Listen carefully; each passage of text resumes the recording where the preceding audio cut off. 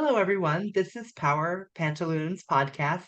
My name is Tanya. I'm your holistic cancer wellness guide. And today we have with us Aubrey Moore. Welcome, Aubrey. Hello, Tanya. I am so glad to have you here. I would love for you to tell everybody what it is you do. Yeah, thank you as well for having me.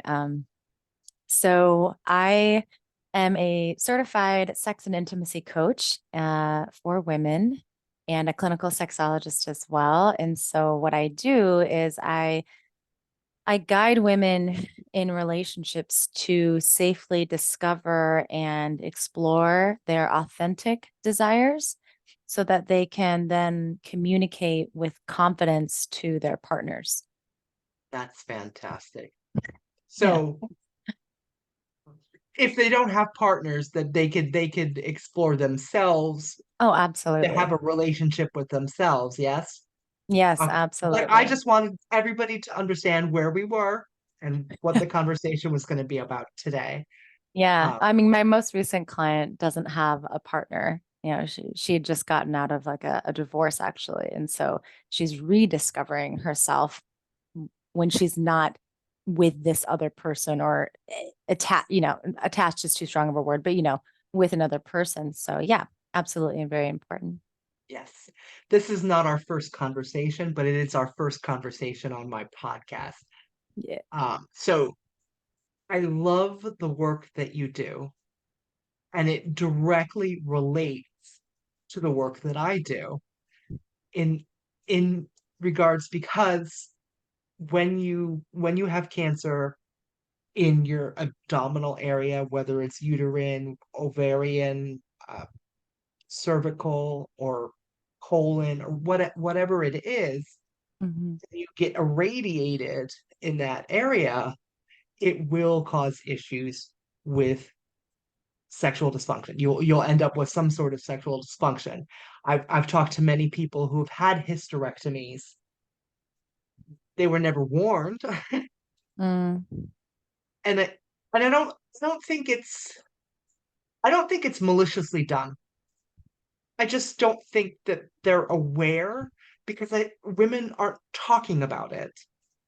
Well, yeah, and Because, I what we've talked about before as well is, in our medical community, right? And just in our history of our country, women's importance, women's bodies, women's desires aren't haven't really been the forefront, of anything. And so it's been oppressed for so many years in all these different facets of our society and ecosystem. And so it doesn't surprise me at all that there's not a lot of information given to women who go through hysterectomies or other yeah, surgeries that involve their genitals in some way because it's it's not in our society no, to in the first it's, place. no, it's not second-class citizens a little bit here. Um, when it comes to like even when they're doing testing or whatever, all we're just now finding out that women heart attacks present differently than men heart attacks. So Oh, wow. Yeah, that makes sense. e- I didn't know that. right, I mean, we have a different hormone structure. So all of the research that's been done for the last forever has been generally done for men. Hmm. So, Hmm. and that's changing because women are now speaking up about it and It is. Yeah. are Hmm. tired of it. I don't remember what it's called, but there's a procedure where they do a biopsy of the cervix, and Hmm. they don't give the woman any anesthesia Yeah, I think it's a because what? colposcopy, because I had one of those, What is and it? a colposcopy might be what you're thinking That's of. it. That Yeah. that's exactly. It's basically a biopsy where they're cutting a part of your cervix away, and they Mhm. don't give you any anesthesia for that, which I think is outrageous. For everything else, if you're going to be biopsied, they're going to give you anesthesia for it. Wow. Yeah. Like what? Like Yeah. I seriously, what? yeah, I'm trying to think back when I got my colposcopy. Because I've had Little pinch abnormal my ass. a little I've had abnormal paps for, variety Ever? of times throughout my adult life. And so when I got my colposcopy, I'm trying to remember. I don't even think it was really offered either. Like asked, like, hey, would you like anesthesia? So No, not because they don't. They do not mm, offer it. They just do it. hmm yeah, it And definitely wasn't painless. It was pretty it was pretty painful from what I remember. I took the rest of the day off work, and it kind of felt like it was like major m- like a cramp, but like times 50. yeah, It was and so painful. yeah, and they don't really warn you. I mean, because if they warned you, you wouldn't do it. But it it it boggles my mind that that's okay. Like even women gynecologists don't seem to think, I don't know. Maybe they think that Yeah, it's an my uphill gynecologist battle, was a woman, so yeah, yeah. you know.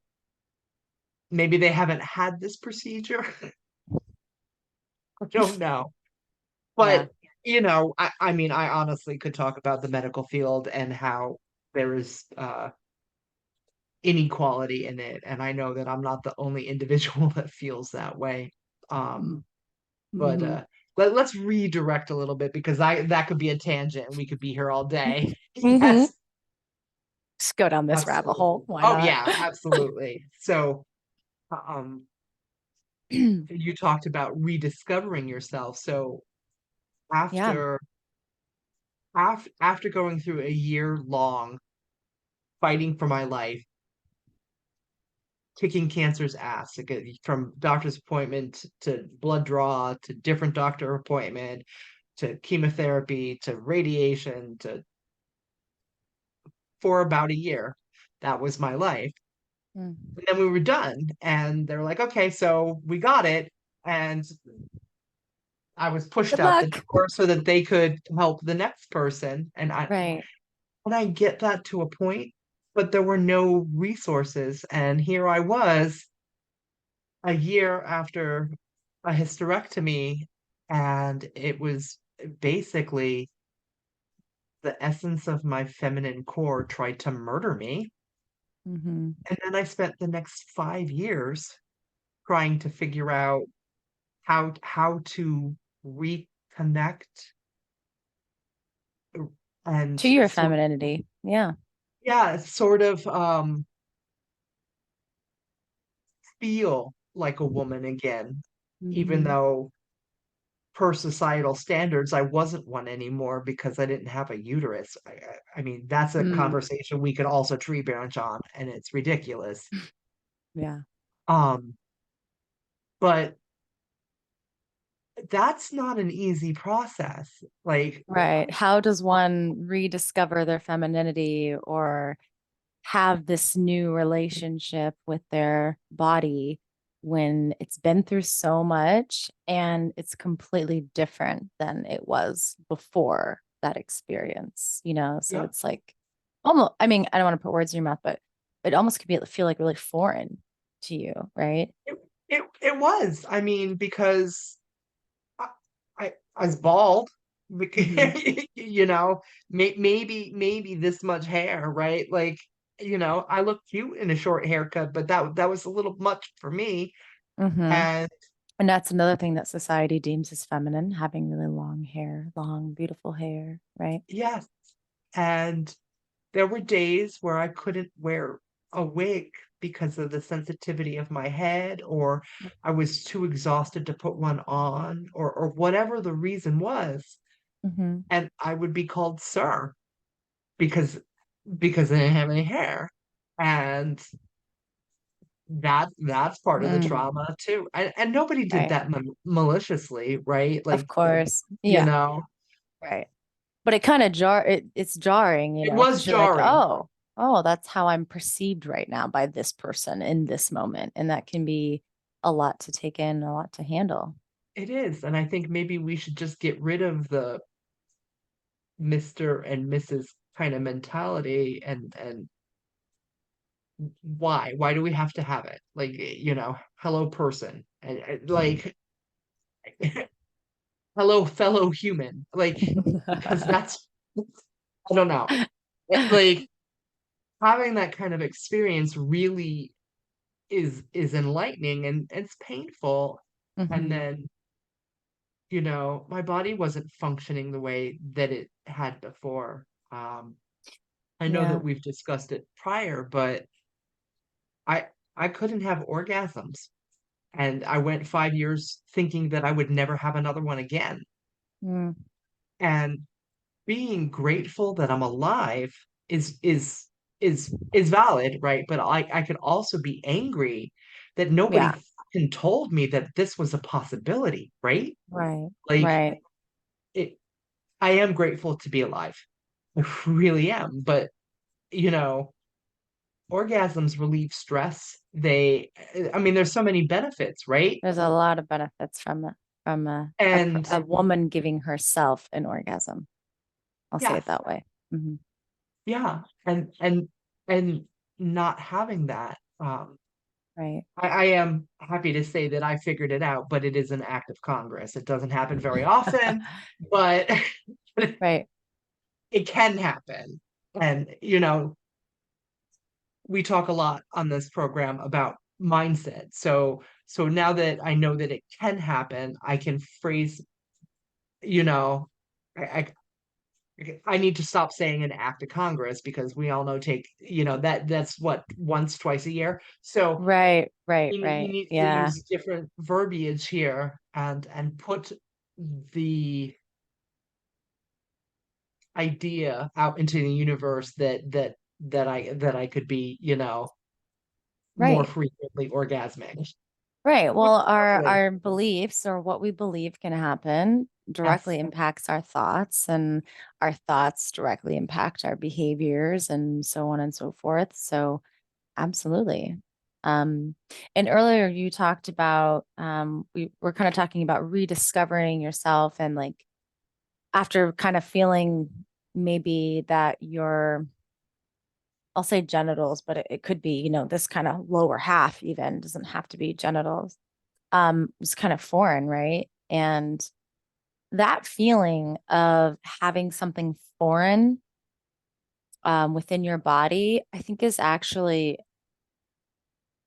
something that some women have experienced even without cancer, because we're not really encouraged to look, to explore our vulva, to even call it vulva, right? It's called vagina everywhere, which is very it's a very limited part of our genitals. It's really just the canal, that goes from our opening all the way to our cervix. And there's so many other internal pieces of our clitoris and all these other Which is pieces way that, bigger than we yeah, thought it was, right?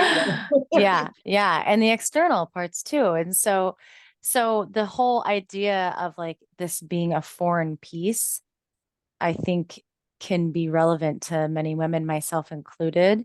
because simply how we're educated around what this part of our body is meant for, and how how much or how little we're supposed to be interacting with it, you know. Which I don't understand, because they encourage men to go have sex. Mhm. So who are they having sex with if they don't want the women to like do it? Like, it doesn't make any sense to me. Like, Yeah, the boys are treated a completely different way, and they're allowed to be out and proud about their sexuality, but women are shamed for it. And if you've yeah, had more than two partners, you're a whore. yeah. There's a lot of double standards with that, It, and no. our the way that our bodies are even, formed, right? Um, there's a I'm in a one of my heroines, and a woman that I my work is inspired by. Her name is Betty Dodson. She's no longer living, but she was an artist kind of turned sex educator. And in the 70s, she basically taught women how to orgasm and how to masturbate. And she was like a pioneer in this space. She kind of bring the clitoris back to like the forefront of women's pleasure because it was lost, or not even mentioned. And she talks about these kind of double standards that we have in our society. And she says like every penis was born from a clitoris because when we're Yeah. in utero, right, and fetus, when we're a fetus and we're forming here, when we're getting our X chromosomes and our Y chromosomes, if we get a Y, then our clitoris turns into a penis. And if we don't, then our clitoris stays a clitoris and then becomes like a vagina and vulva. And I just think it's funny that, she used to say, oh, every penis is born out of a clitoris. No. Which is science, and some people seem to have a problem with science, and we'll leave it at that. But it does. It boggles my mind that we're treated like with this whole virgin nonsense. I Yeah, we're supposed to be coy and good little girls, right? And but once we get there, um we're supposed to know what we're doing. Like, exactly. Yeah, that's the big gap is like, hey, we're not going to teach you anything about your body. We're not even but going to you're just supposed to mention really that magically be there's awesome at sex. yeah, yeah, that you have a clitoris or that there's pleasure. And then once you become an adult and when you get married, when I grew up in Kansas, right? So a lot of that uh premarital sex stuff was like, oh, thankfully my mom was super awesome and she was like, no, no, you can have sex before you're married, it's totally natural. And and she was very open and created a safe place for me to come and ask questions, which I am eternally grateful for. But I Yeah. know not everybody had a parent or parents like that, and so having this feeling of when you're younger getting the information that you get, because we don't know what we don't know, right? Nobody. And so you Right. get the information and you perceive the world from the information that you get. And so then you're going along your merry way thinking, yeah, I'm doing this right. Like, I'm not really dealing with this thing down here, but that's okay because I was never taught to do that.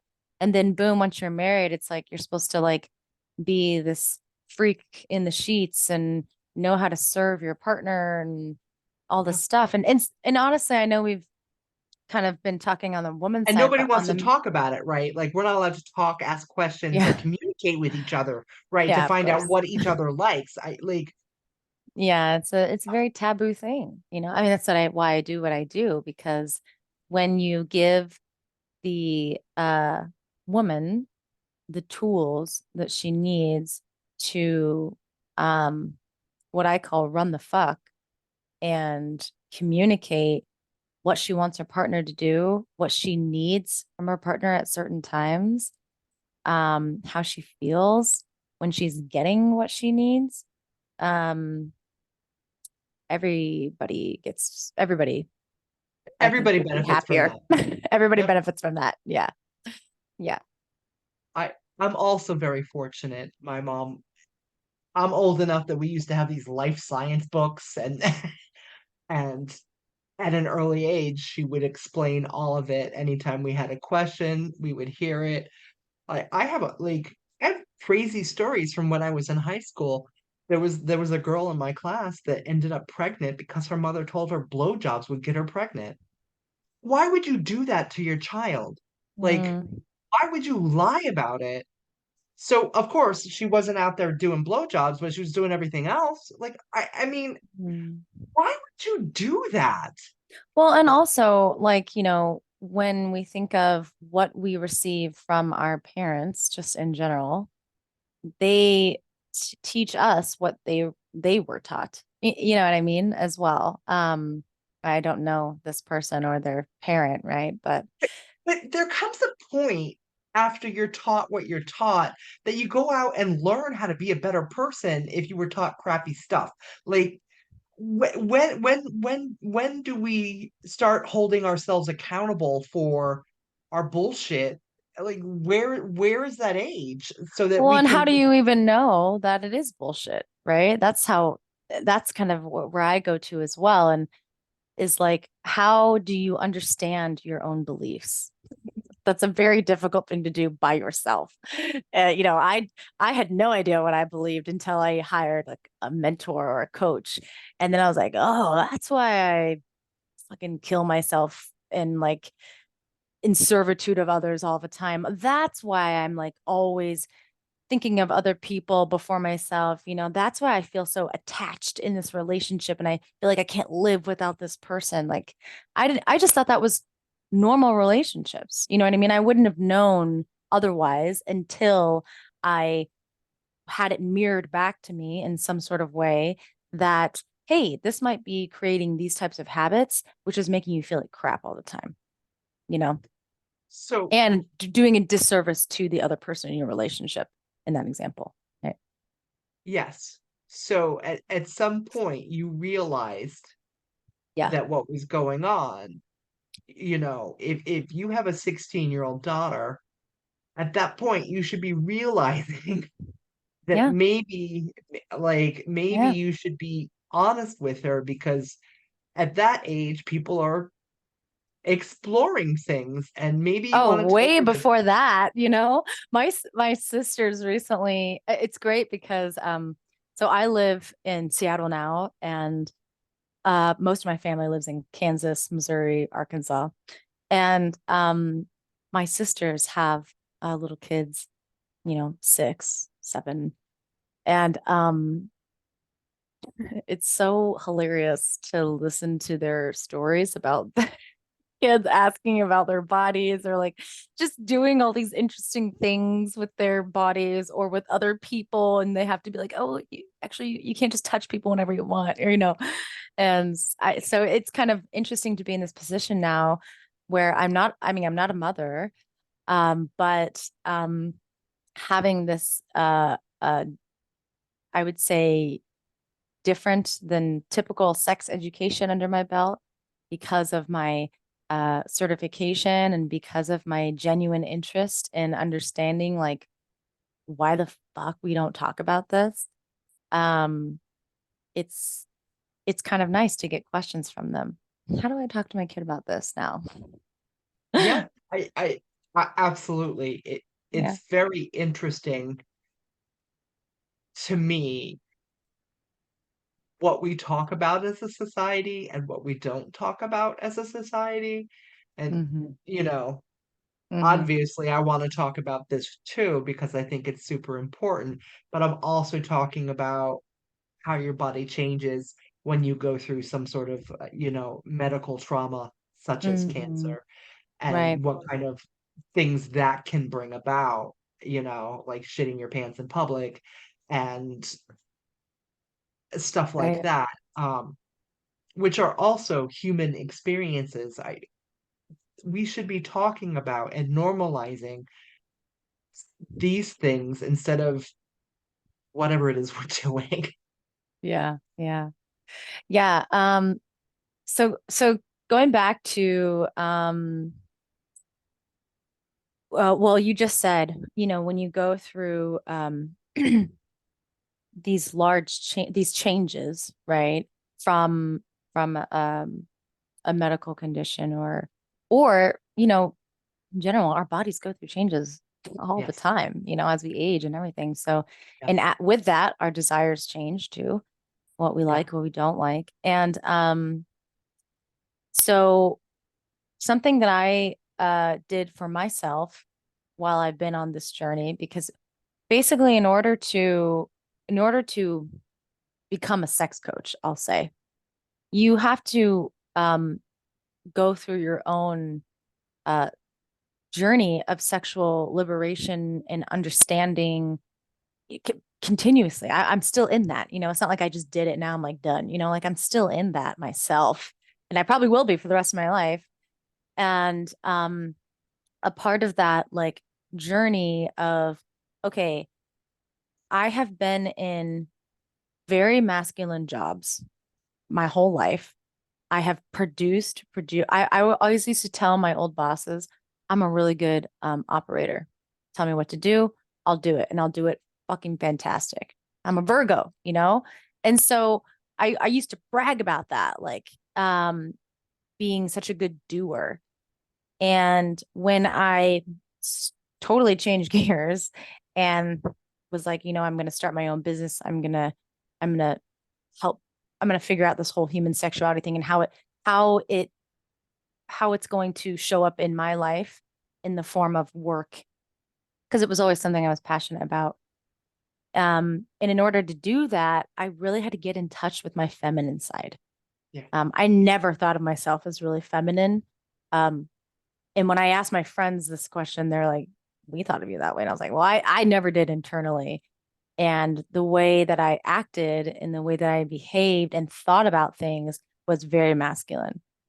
And so throughout my journey of rediscovering, okay, how do I reconnect with my body? Because I've been operating neck up just in my brain for like 10, Ever. 15 years. Yeah.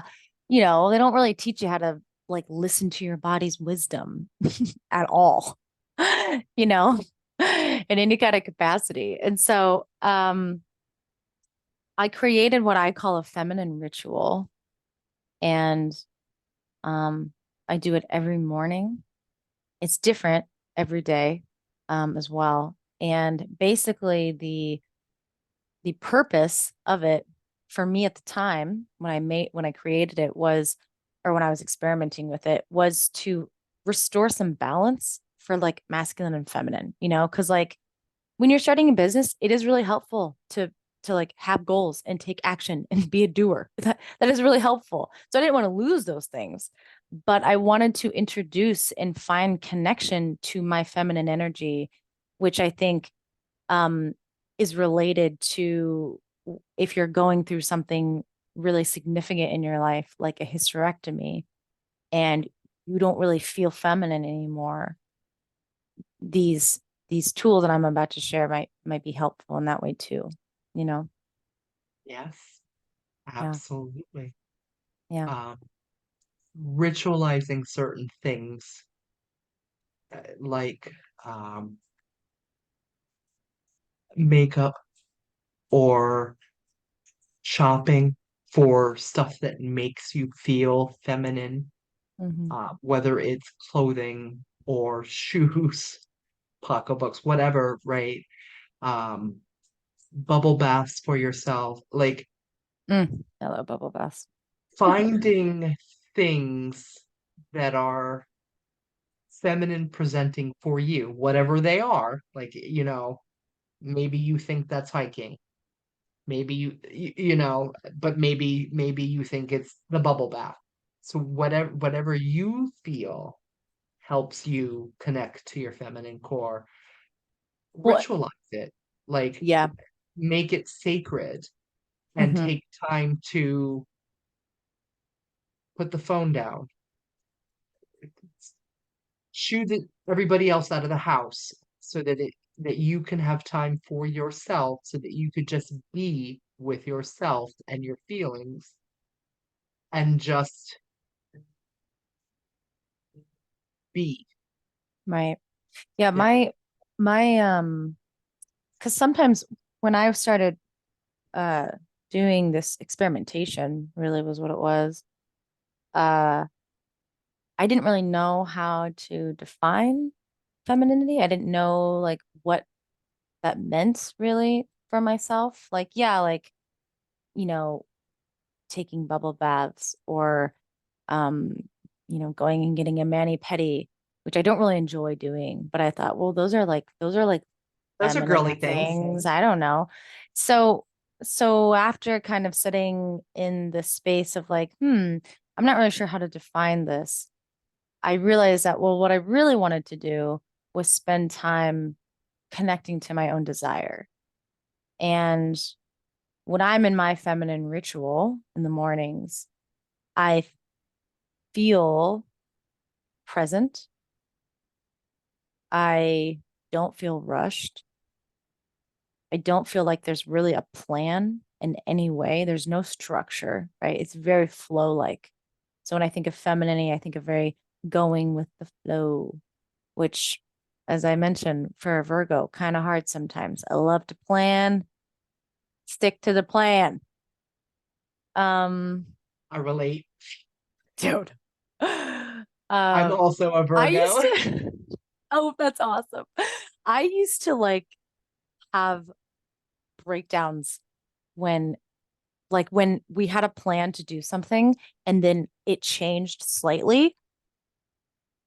It was so hard for me to deal. I had to take like an hour of like breathing and like just or screaming, whatever it was I was doing, man, Oh, I do know.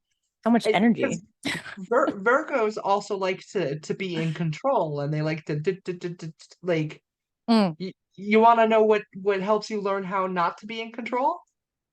Cancer diagnosis. You ain't got no damn control at all. The universe nope, is telling you that you sure need to don't. let go of some stuff. Yeah. Yeah. So I realized that my femininity in the way that I defined it was being in a place of presence and flow and being connected to my desire. And so then, I did that for a few months and I found such success. I mean, and I was really experimenting. I was really going in deep. Used some cannabis during that time as well, and was fucking stoned out of my mind some mornings, just like in my own journey of self-discovery. It was actually quite amazing. Um, and through that time, I became, um, I felt like I, my creativity was like through the roof. Like I'm a Yeah, pretty creative person anyway. I like art and I like, painting and things like that. But it but it was a different form of creativity and it felt different when I started when I didn't have an agenda, like sometimes if I was starting a painting like a few years ago, it's like, okay, I'm gonna paint this mountain. And then I would start painting it and I'm like, this looks like crap. And then I would just like, stop or whatever. And so it was like the equivalent of my feminine ritual. It would be like, I'm gonna paint. And then I would just paint whatever came. And then I wouldn't have an agenda. So it was just very different way of being creative that removed pressure of having to actually produce anything or like have an end goal. You know what I mean? Um, yes. so yeah, like the whole like rediscovering your femininity or maybe that word is like not a word for you, but like just learning about yourself and figuring out who you are in this new body is spending time, like actual time. On average, my ritual in the morning is about an hour. Sometimes it's 2 hours, but on average, it's about an hour. Yeah, So spending time really just with yourself. yeah. Every morning, I ask myself, what do I want? What do I want to do? Sometimes it's reading a book. Sometimes it's dancing naked if I've got a sweet song that came on.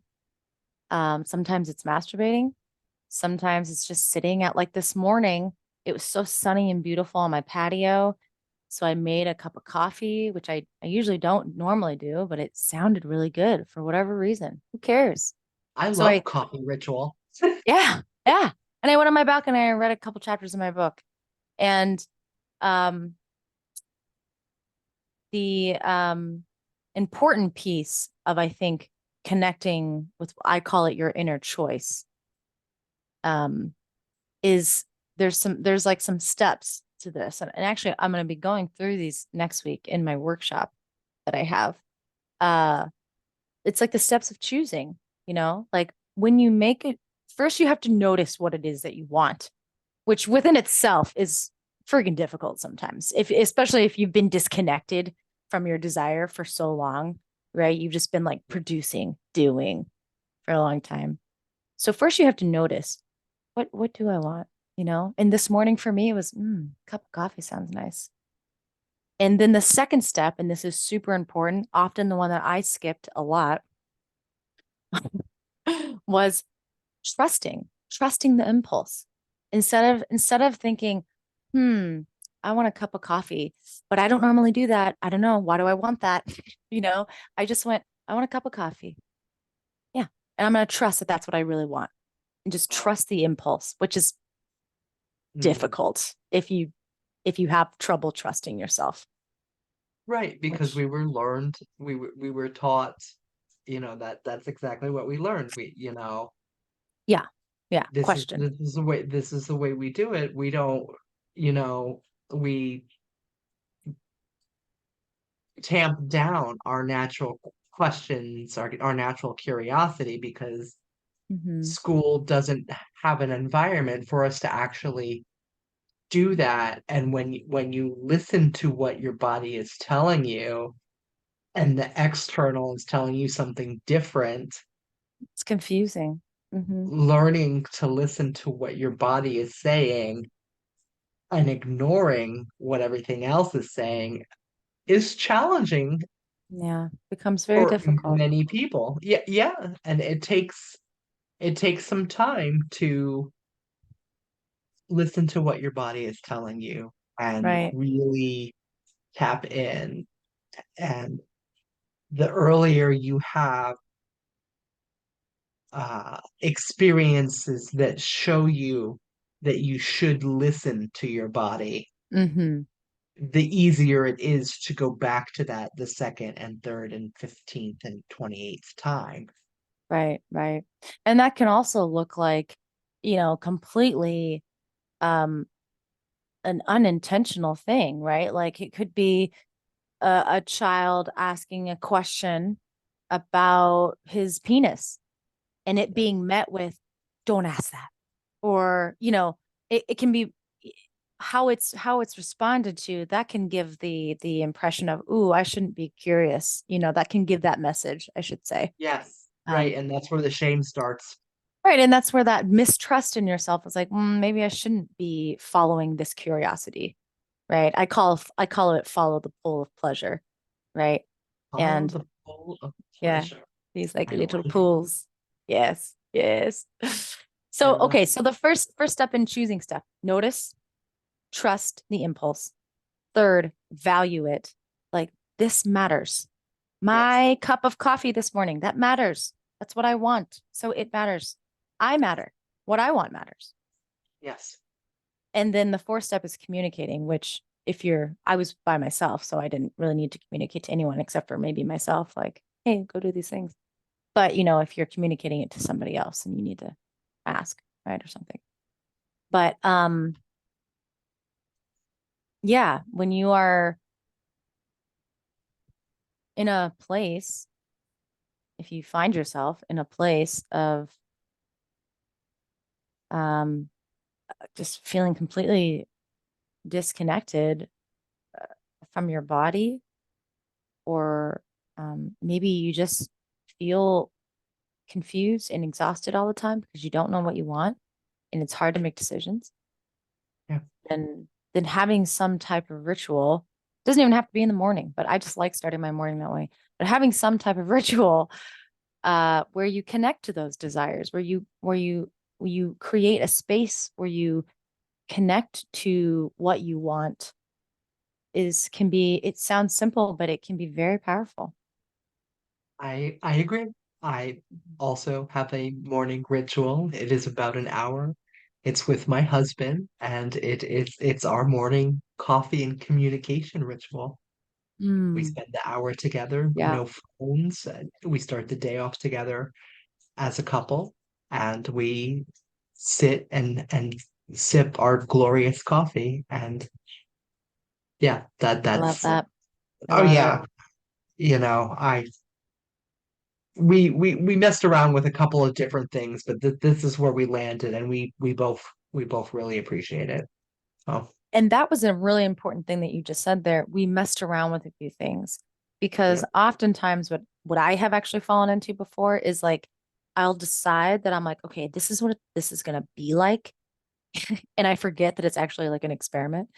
And so when I start doing it and I'm like, this isn't feeling right, it feels like almost wrong to like veer from the plan. That's where the femininity piece comes in. Like, just go with the flow, go follow what you want, follow the pull of pleasure. Yeah. So the goal is here. You're here. Don't ask immediately, well, how am I getting there? Yeah. Pick a thing, and if it doesn't work, and Mhm. you'll Right. get there. You'll get there. Mm-hmm. Mm-hmm. Pivoting Yeah. is okay. Pivoting is essential to getting where you want to go. It sure is. And that was a huge lesson for me. Yes. Still As a is Virgo, it's very a sometimes. hard lesson. Bam, bam, bam over the head. Hello. Yes, totally. Oh man. Yeah. All right, Aubrey. This has been absolutely a beautiful chat. Do you have a Yeah. gift for the audience? I do. This is something that I've actually gifted out before, and I really enjoy it because I call it the Discover Your Desires workbook. And it's just a short, I think it's about 10 pages. And it is actually for women.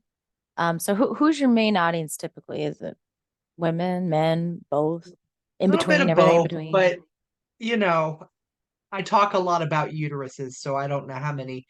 I love that. Well, I'll send you this one that is typically geared for women or vulva owners or, Okay, you know, but it also can be done with like partners or couples too. So awesome. yeah, it's a nice little guide to create the desire and intimacy and connection that you want for yourself or for your relationship. So happy to share Fantastic. that. I will make sure that Aubrey's gift is in the show notes so that you can access it whenever you want. Thank you very much, Aubrey, for being here with me today. I really enjoyed our conversation. We'll do this again. Yeah, absolutely. This was so much fun. Thank you, Tanya. You're welcome. Bye, everybody.